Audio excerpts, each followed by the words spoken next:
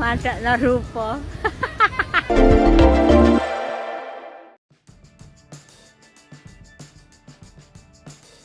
Detik-detik wanita dijambak orang utan saat hendak ajak selfie, begini endingnya. Beberapa waktu lalu sempat viral seorang pria di Riau yang kakinya ditarik oleh orang utan dari dalam kandang.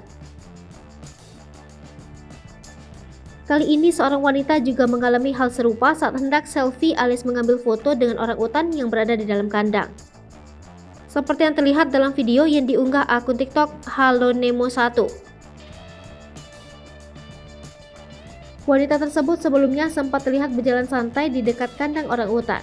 Ia kemudian mendekati orang utan tersebut namun masih di luar pembatas. Ketika mulai mengarahkan ponselnya, orang utan tersebut tiba-tiba saja mengulurkan tangannya dan langsung menjambak wanita tersebut. Ia pun hanya bisa berteriak kesakitan dan berusaha melepaskan genggaman orang utan tersebut.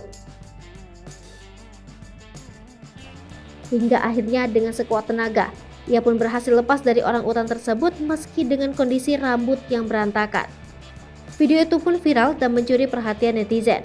Banyak yang tertawa melihat momen wanita ditarik orang utan tersebut, namun tak sedikit pula yang khawatir dengan nasib wanita tersebut.